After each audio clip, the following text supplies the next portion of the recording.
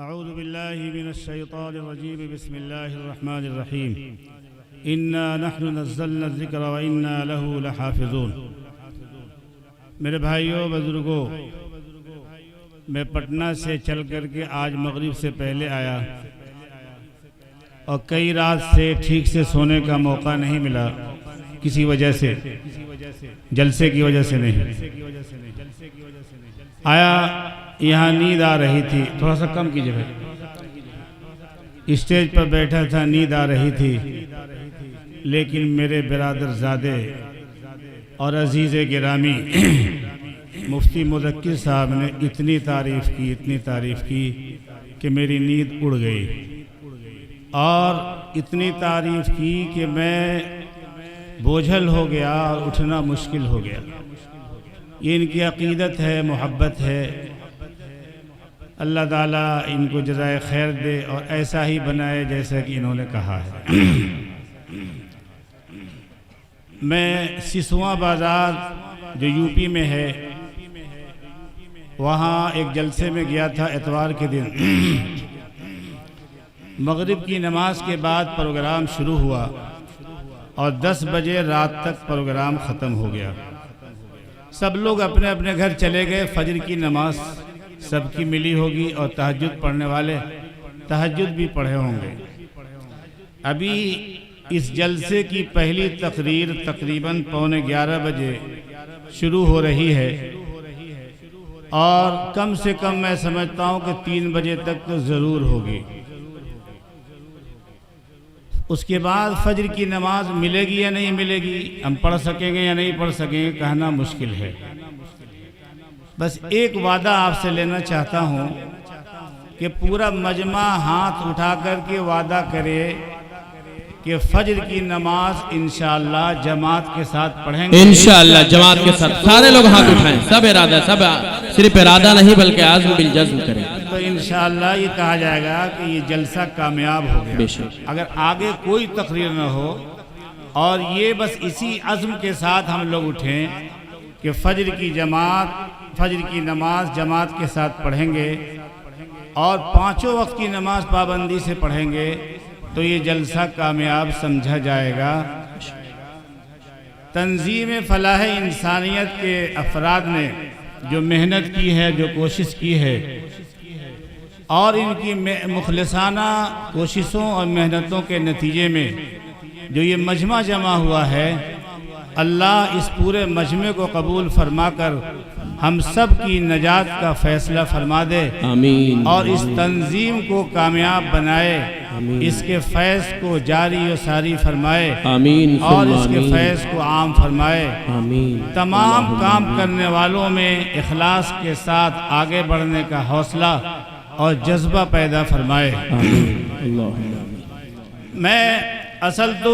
میں بھی سننے ہی کے لیے آیا ہوں، میں تو آپ کے علاقے کا ہوں، آپ تقریر سنتے رہتے ہیں، انشاءاللہ زندگی رہے گی تو سنیں گے۔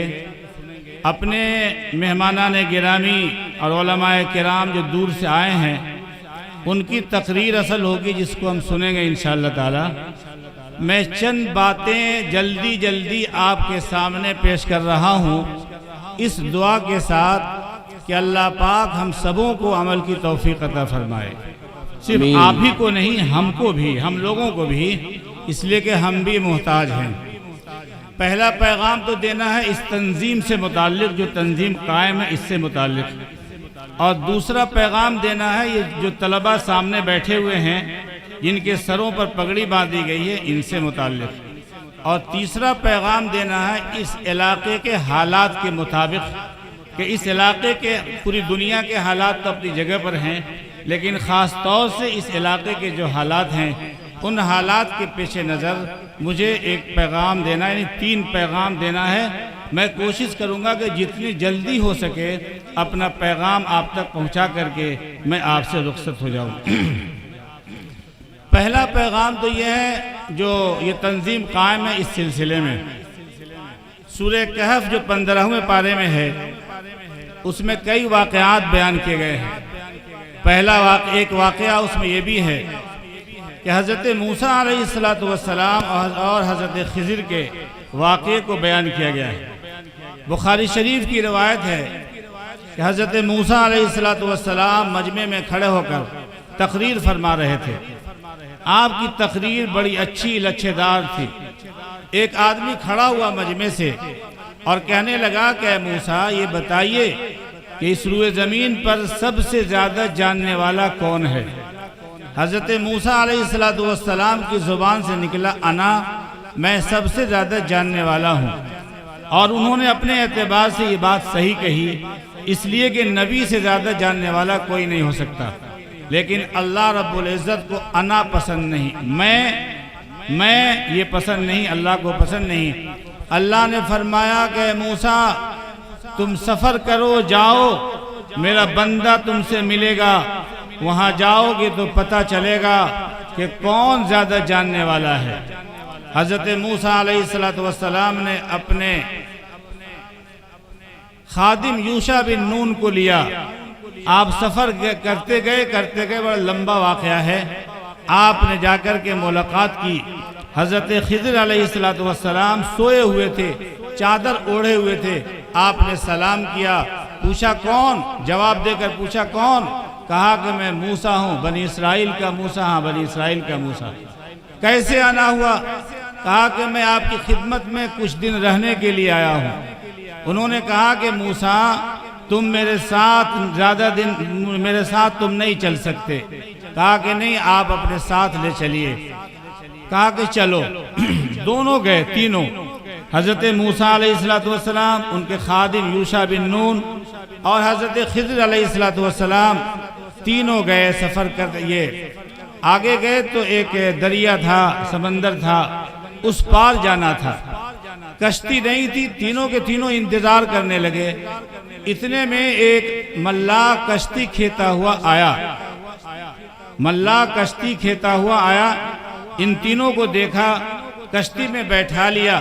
بیٹھانے کے بعد ان تینوں نے کرایہ بھی دیا، لیکن کہا کہ نہیں، ہم کرایہ نہیں لے سکتے، کرایہ نہیں لیا۔ جب بیچ سمندر میں دریا میں گئے تو اس ملاح کی کشتی بہت اچھی تھی، نئی تھی۔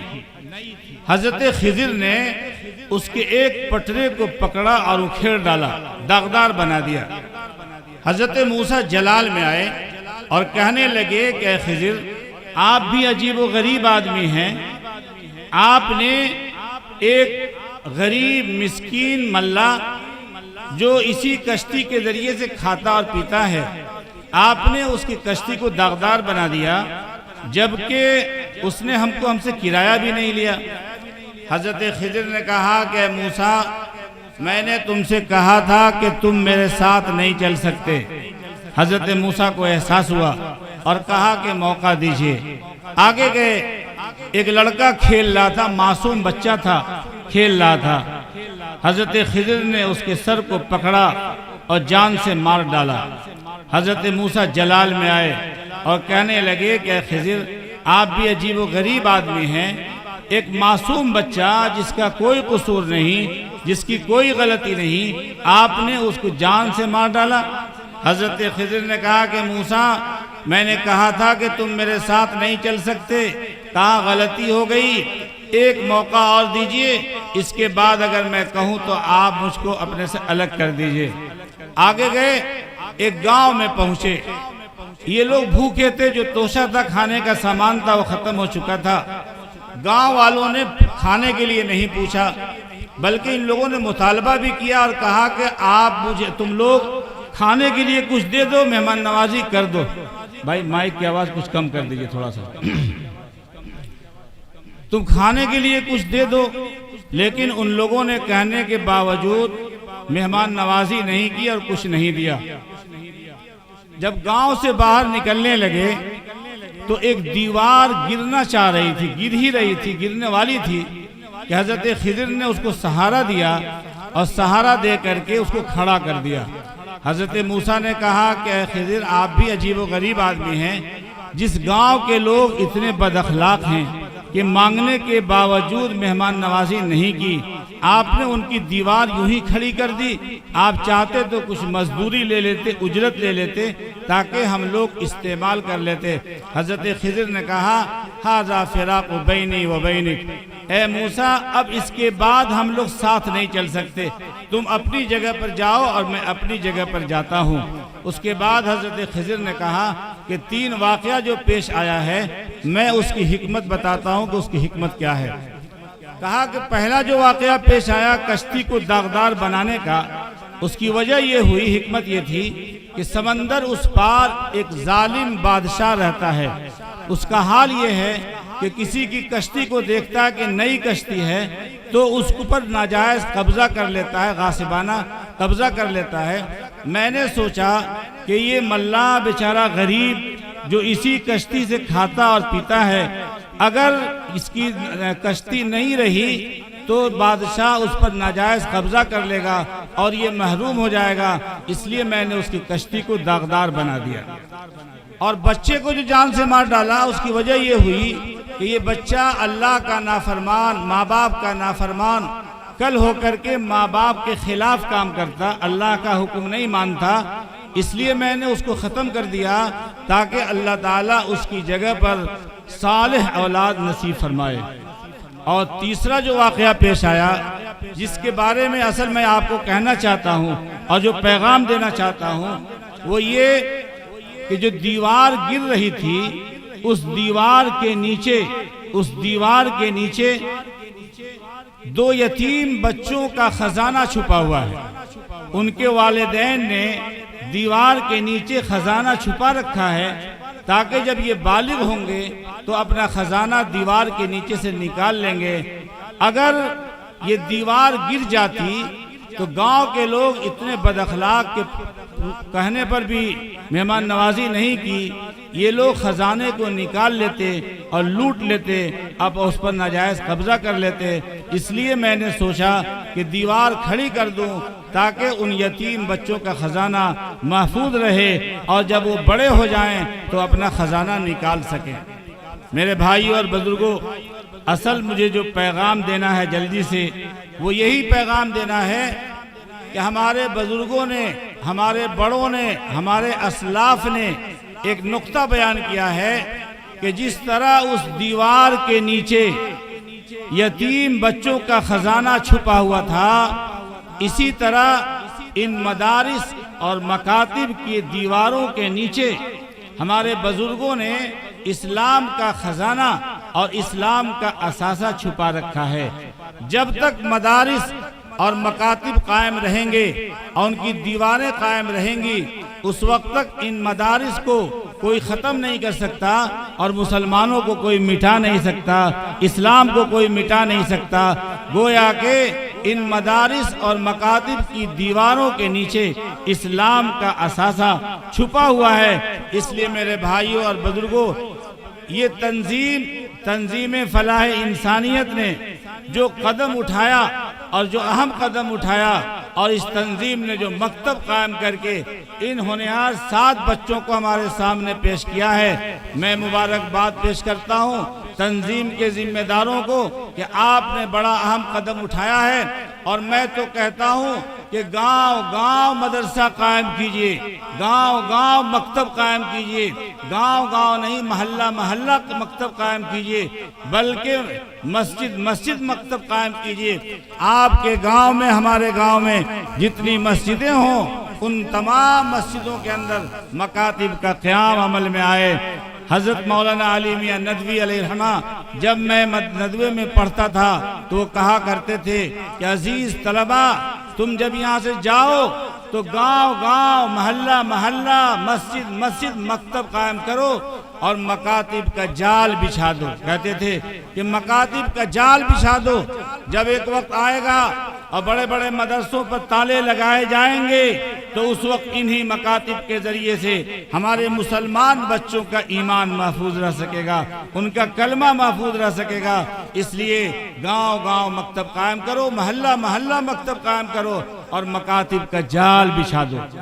اور یاد رکھیے کہ کوئی مدرسہ قائم ہو، کسی مدرسے کا اضافہ ہو، کسی مکتب کا اضافہ ہو، تو پہلے سے جو مدرسے چل رہے ہیں ان پر کوئی اثر پڑنے والا نہیں ہے، بلکہ ان مکاتب کے ذریعے سے اور ان مدارس کے ذریعے سے پرانے مدرسوں کو اور تقویت ملے گی اور وہ آگے بڑھیں گے۔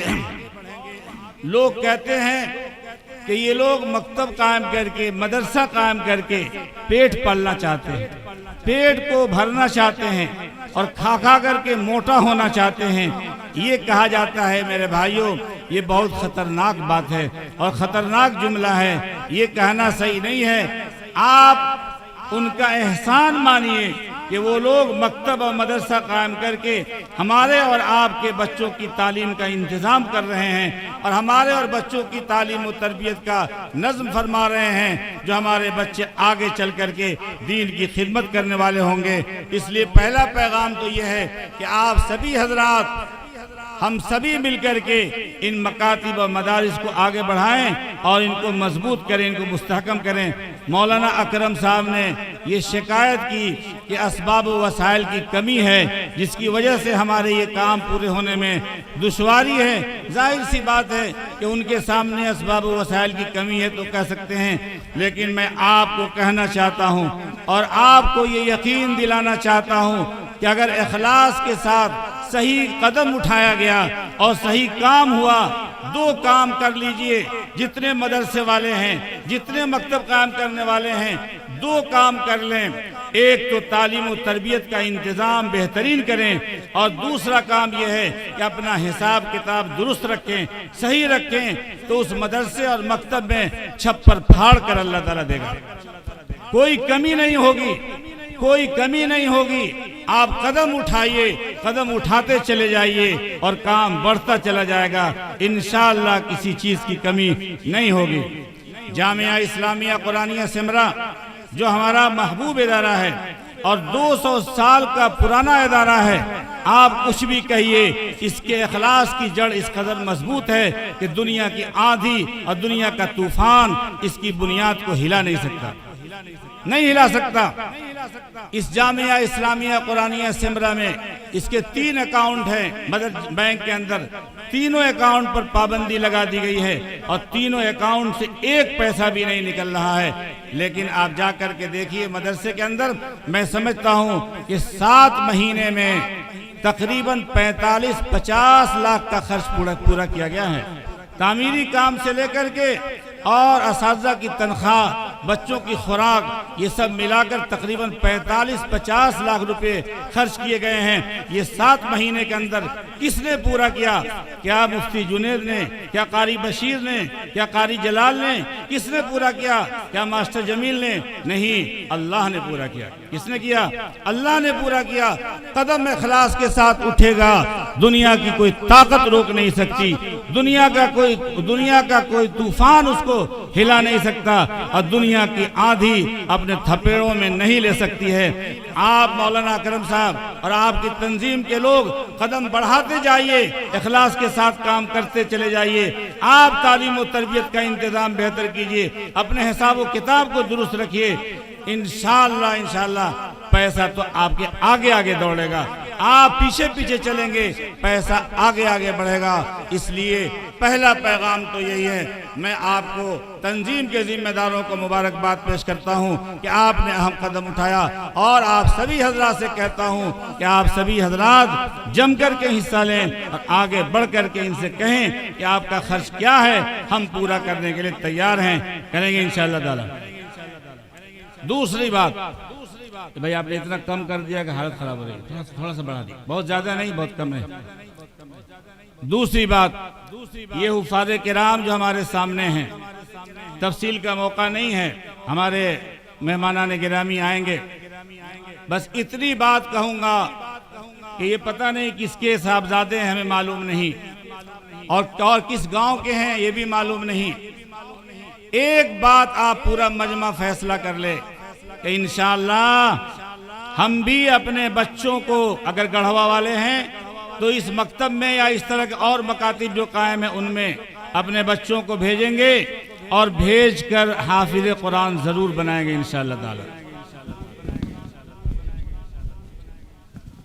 حافظ قرآن ضرور بنائیں گے انشاءاللہ تعالی، بغیر کسی تقریر کے فیصلہ کر لیجئے کہ آنے والے کل میں ہمارے بیٹے کے سر پر بھی پگڑی باندھی جائے گی انشاءاللہ تعالی۔ انشاءاللہ انشاءاللہ۔ میرے بھائیوں، جو مقام ان کا ہے، میں اللہ کی قسم کھا کر کے کہتا ہوں کہ پرائم منسٹر اور صدر جمہوریہ کا بھی وہ مقام نہیں ہو سکتا ہے۔ پرائم منسٹر اور صدر جمہوریہ جو اس دولت سے محروم ہوں، ان کا وہ مقام نہیں ہو سکتا جو حافظ قرآن کا مقام ہے۔ آپ کو معلوم ہونا چاہیے کہ اس کے سینے میں کلام الہی محفوظ ہے، قرآن کو محفوظ کر رکھا ہے۔ اللہ تعالیٰ فرماتا ہے لو انزلنا هذا القرآن على جبل لرأيته خاشعا متصدعا من خشية اللہ، اگر ہم قرآن کو پہاڑ پر اتار دیتے تو مخاطب تم دیکھتے کہ پہاڑ ریزہ ریزہ اور ٹکڑا ٹکڑا ہو جاتا۔ پہاڑ قرآن کے بوجھ کو برداشت نہیں کر پاتا۔ اگر اللہ تعالیٰ قرآن کو آسمان پر اتارتا تو آسمان چرچرا جاتا، اگر اللہ تعالیٰ زمین پر اتارتا تو زمین پھٹ جاتی۔ لیکن آپ غور فرمائیے کہ معصوم بچے، چھوٹے چھوٹے بچے، بلکہ ان سے بھی زیادہ چھوٹے بچے 7 سال اور 8 سال کی عمر میں قرآن کریم کو اپنے سینے میں محفوظ کر لیتے ہیں۔ یہ کون کرتا ہے؟ وہ اللہ، وہ خالق و مالک جس نے قرآن کی حفاظت کا وعدہ فرمایا ہے۔ قیامت تک قرآن کا زبر زیر پیش اور ایک نقطہ بھی کوئی اڑا نہیں سکتا۔ الحمدللہ کا کہ حمزے پر جو زبر ہے، اس زبر کو کوئی اگر بدلنا چاہے، الحمدللہ کو الحمدللہ پڑھنا چاہے یا الحمدللہ پڑھنا چاہے تو ایک ہندوستان کی طاقت نہیں، پوری دنیا کی طاقت مل کر کے ال کو ال نہیں کر سکتی اور ال نہیں کر سکتی۔ الحمدو کے دال پر جو پیش ہے وہ الحمدہ نہیں کر سکتی اور الحمدی نہیں کر سکتی، پیش کو زبر اور زیر سے نہیں بدل سکتی، اس لیے کہ اللہ رب العزت نے اس کتاب کی حفاظت کا وعدہ فرمایا۔ میرے بھائیوں، جبرائیل امین قرآن کریم اللہ کے پاس سے لے کر کے آئے تو جبرائیل امین تمام فرشتوں کے سردار قرار پائے، اور یہ قرآن حضور اکرم صلی اللہ علیہ وسلم پر اترا تو ہمارا عقیدہ ہے کہ اللہ کے بعد مخلوق میں سب سے اعلیٰ و ارفع کون ہے؟ حضور اکرم صلی اللہ علیہ وسلم ہے۔ مکہ مکرمہ اور مدینہ منورہ میں قرآن اترا تو مکہ اور مدینہ کی سرزمین تمام زمینوں میں افضل اور بہتر قرار پائی۔ قرآن کریم رمضان میں اترا تو رمضان تمام مہینوں میں بہتر قرار پایا۔ قرآن کریم شب قدر میں اترا تو شب قدر تمام راتوں میں بہتر قرار پائی۔ اور قرآن کریم کا تعلق نماز سے ہے، کسی اور عبادت سے نہیں ہے، تو نماز تمام عبادتوں میں افضل اور بہتر ہے۔ اور آگے قدم بڑھائیے، ایک کپڑا 1 لاکھ روپیہ میٹر کا خرید کر کے لائیے اور یہاں بچھا دیجئے، لوگ چپل اور جوتا پہن کر کے چلیں، کوئی بولنے والا نہیں ہے کہ اتنا قیمتی کپڑا تم اس پر چپل اور جوتا پہن کر کے کیوں چلتے ہو۔ لیکن 10 اور 15 روپیہ میٹر کا کپڑا خرید کر کے لائیے اور اس کو جزوے دان بنا دیجئے جس میں قرآن کریم کو رکھتے ہیں، تو اس 15 اور 10 روپیہ میٹر کے کپڑے پر کوئی چپل اور جوتا نہیں رکھ سکتا۔ اگر بڑا سے بڑا عالم، بڑا سے بڑا شیخ اگر چپل اور جوتا پہن کر کے اس پر پیر رکھ دے تو لوگ کہیں گے کہ کتنا بدتمیز یہ انسان ہے کہ جس کپڑے میں قرآن کریم کو رکھتے ہیں اس کپڑے پر یہ چپل اور جوتا رکھ رہا ہے۔ کپڑا وہی ہے لیکن اس کا تعلق قرآن کریم سے جڑ گیا ہے۔ آپ لکڑی خرید کر کے لائیے، 50,000 لاکھ روپے کی لکڑی خرید کر لائیے، کوئی لڑکا پیشاب کر دے، پیخانہ کر دے، کوئی بولنے والا نہیں ہے۔ لیکن 15-20 روپے کی لکڑی خرید کر کے لائیے، اس کو ریحل بنوا دیجئے جس ریحل پر قرآن کریم کو رکھتے ہیں۔ اب اس ریحل پر کوئی چپل نہیں رکھ سکتا، کوئی جوتا نہیں رکھ سکتا، کوئی بیٹھ نہیں سکتا۔ لکڑی وہی ہے لیکن نسبت قرآن کریم کے ساتھ جڑ گئی تو اس کا مقام اور اس کا درجہ بڑھ گیا۔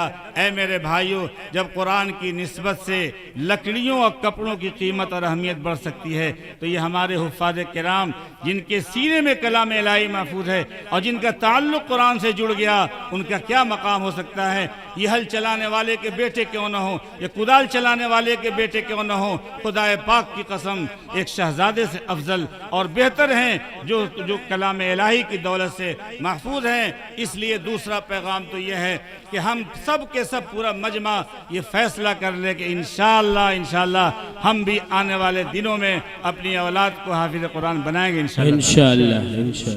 ایک آخری پیغام جلدی سے جو اس پورے محلے پورے علاقے کے لیے بہت ضروری ہے اس وقت کے حالات میں، وہ پیغام یہ ہے۔ ایک مرتبہ حضور اکرم صلی اللہ علیہ وسلم تشریف فرما تھے، صحابہ کرام بیٹھے ہوئے تھے، ایک صحابی آئے جو پھٹے پرانے کپڑے میں، بال بکھرا ہوا، سامنے سے آئے۔ حضور اکرم صلی اللہ علیہ وسلم نے فرمایا اگر اس دنیا میں تم کسی کو جنتی دیکھنا چاہو تو یہ جو سامنے سے آ رہا ہے اس کو دیکھ لو، یہ جنتی ہے۔ صحابہ پریشان تھے کہ بڑے بڑے لوگ موجود ہیں ہم میں سے، لیکن آپ نے کسی کے بارے میں نہیں کہا کہ جنتی ہے، لیکن معمولی آدمی، صحابی معمولی نہیں ہوتے، ایک معمولی صحابی بھی تمام ولیوں سے افضل اور بہتر ہے۔ تو انہوں نے کہا کہ ایک معمولی آدمی یہ آیا، ان کے بارے میں آپ نے فرمایا کہ یہ جنتی ہے۔ بات ختم ہو گئی، سب لوگ اپنے اپنے گھر چلے گئے۔ کل ہو کر کے آئے، مجلس لگی، صحابہ جو بیٹھے ہوئے تھے وہ اس انتظار میں تھے کہ آج زبان مبارک سے ہمارے بارے میں نکلے گا کہ یہ جنتی ہے۔ سب سر اٹھا کر کے دیکھ رہے تھے کہ شاید آج آپ فرما دیں میرے بارے میں کہ یہ جنتی ہے۔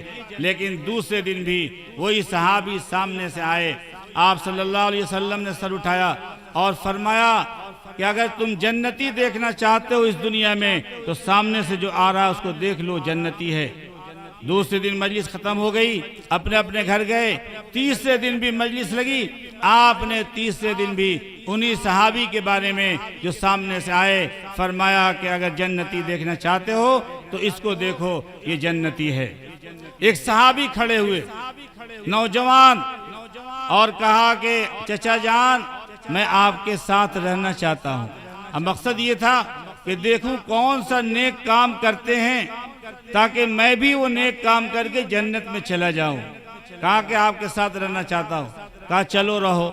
گئے، ایک دن رہے، 2 دن رہے، 3 دن رہے۔ 3 دن کے بعد کہا کہ چچا میں اب جانا چاہتا ہوں۔ کہا کہ بیٹا یہ بتاؤ کہ تم کیوں آئے تھے، کیا مقصد اور کیوں جا رہے ہو؟ انہوں نے کہا کہ 3 دن تک ہمارے نبی صلی اللہ علیہ وسلم نے آپ کو جنتی ہونے کی بشارت سنائی، جنتی ہونے کی خوشخبری سنائی۔ میں نے سوچا کہ چل کر دیکھوں کون سا نیک کام کرتے ہیں تاکہ میں بھی وہ نیک کام کر کے جنت میں چلا جاؤں۔ لوگوں، صحابہ کرام دین کے کاموں میں آگے بڑھنا چاہتے تھے اور ہم اور آپ دنیا کے کاموں میں آگے بڑھنا چاہتے ہیں۔ ایک مرتبہ غریب صحابہ حضور اکرم صلی اللہ علیہ وسلم کے پاس حاضر ہوئے اور جا کر کے درخواست کی کہ اللہ کے رسول صلی اللہ علیہ وسلم جو ہم میں مالدار ہیں وہ ہم سے آگے بڑھ گئے۔ کہا کیسے؟ کہا کہ ہم بھی نماز پڑھتے ہیں وہ بھی پڑھتے ہیں، ہم بھی روزہ رکھتے ہیں وہ بھی روزہ رکھتے ہیں، ہم بھی قرآن کی تلاوت کرتے ہیں وہ بھی قرآن کی تلاوت کرتے ہیں، لیکن اللہ نے ان کو مال دیا ہے اس لیے وہ اللہ کے راستے میں خرچ کرتے ہیں۔ ہمارے پاس مال نہیں ہے، ہم خرچ نہیں کر پاتے ہیں، تو وہ ہم سے آگے بڑھ گئے۔ آپ صلی اللہ علیہ وسلم نے فرمایا کہ کیا میں تم کو ایسی بات بتا دوں جس پر تم عمل کرو گے تو ان سے آگے بڑھ جاؤ گے؟ کہا بتائیے، ہم تو اسی کے لیے آئے ہیں۔ آپ نے فرمایا کہ جاؤ، ہر فرض نماز کے بعد 33 مرتبہ سبحان اللہ، 33 مرتبہ الحمدللہ اور 34 مرتبہ اللہ اکبر کہہ لو، تم ان سے آگے بڑھ جاؤ گے۔ غریب صحابہ گئے، نماز کے بعد بیٹھ کر سبحان اللہ الحمدللہ پڑھنے لگے۔ 1 دن ہوا، 2 دن ہوا، 3 دن ہوا۔ مالدار صحابہ نے سوچا کہ یہ لوگ کیا کر رہے ہیں، معلوم کیا تو معلوم ہوا کہ یہ لوگ سبحان اللہ الحمدللہ اللہ اکبر پڑھ کر کے ہم سے آگے بڑھ رہے ہیں۔ چنانچہ وہ بھی آگے بڑھنے لگے، وہ بھی پڑھنے لگے۔ پھر دوڑے دوڑے حضور اکرم صلی اللہ علیہ وسلم کے پاس پہنچے اور یہ درخواست کی کہ اللہ کے رسول صلی اللہ علیہ وسلم اب تو وہ بھی پڑھنے لگے، پھر ہم سے آگے بڑھ گئے۔ تو آپ نے فرمایا اگر وہ بھی پڑھ رہے ہیں تو میں کیا کروں؟ صحابہ کرام دین کے کاموں میں آگے بڑھنے کا جذبہ رکھتے تھے۔ غزوہ تبوک کا موقع ہے، دور دراز کا سفر ہے۔ آپ صلی اللہ علیہ وسلم نے اعلان فرمایا کہ چلو لاؤ چندہ دو جس کو جتنا دینا ہو۔ کسی کے پاس کچھ نہیں تھا، دن بھر مزدوری کی، مزدوری میں جو کچھ ملا لا کر کے پیش کر دیا، جس سے جتنا ہو سکا دے سکا۔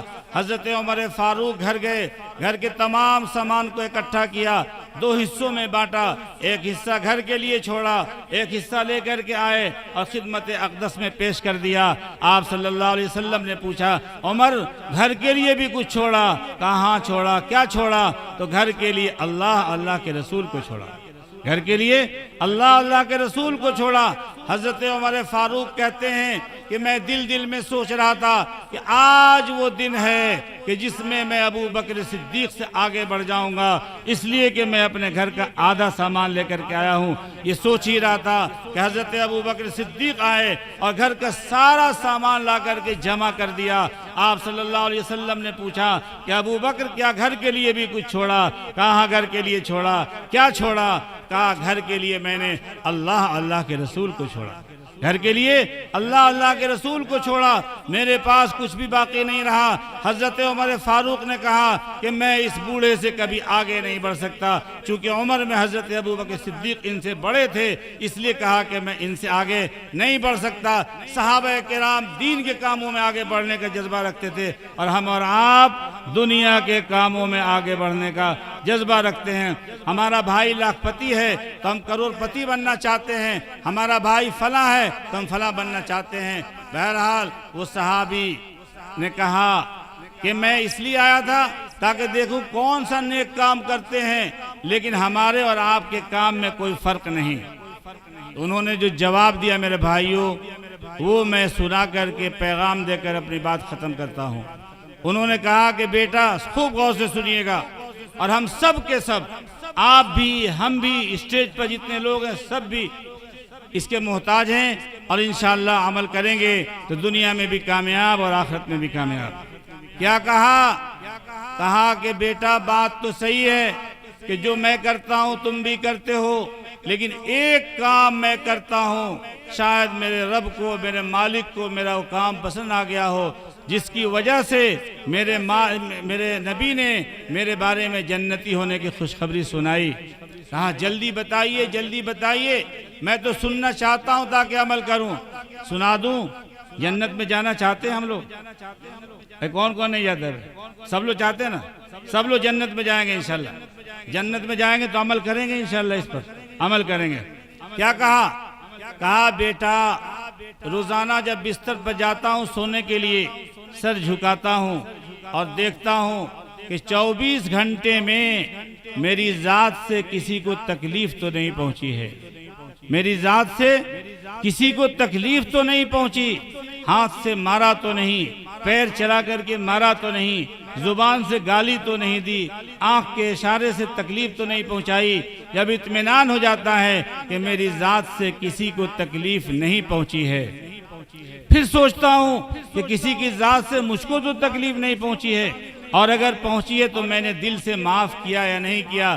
اگر معاف نہیں کیا تو حدیث میں آتا ہے کہ جس سینے میں رائی کے دانے کے برابر کینہ ہو تو اس سینے کو جہنم کی آگ میں ڈال کر کے اس کو صاف کیا جائے گا، اس کے بعد جہنم کی آگ سے نکال کر کے جنت میں داخل کیا جائے گا۔ میرے سینے میں کسی مسلمان بھائی کے بارے میں کینہ تو نہیں ہے۔ جب اطمینان ہو جاتا ہے تو یہ کہتا ہوں کہ اے اللہ تو گواہ رہنا، میں اس حالت میں سو رہا ہوں کہ نہ تو میری ذات سے کسی کو تکلیف پہنچی اور نہ کسی کی ذات سے مجھے تکلیف پہنچی، اگر پہنچی بھی ہے تو میں نے دل سے معاف کر دیا ہے، میرا دل بالکل صاف اور شفاف ہے، اس حالت میں سوتا ہوں۔ ہو سکتا ہے کہ میرے خالق و مالک کو میری یہ ادا پسند ہو۔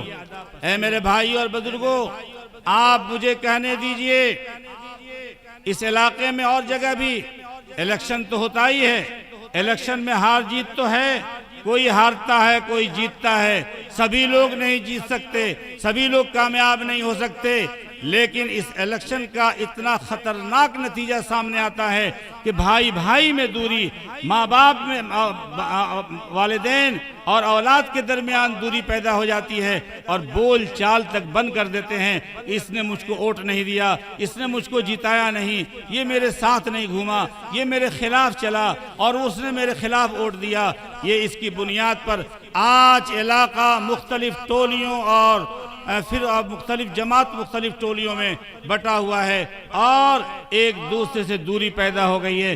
کینہ رکھنا غلط ہے، گناہ کا کام ہے۔ ہمارا سینہ کینے سے بھرا ہوا ہے اور مہینوں سالوں ہم گفتگو نہیں کر پاتے ہیں، جبکہ 3 دن سے زیادہ بول چال بند کرنا حرام ہے، قطعاً اس کی اجازت نہیں ہے۔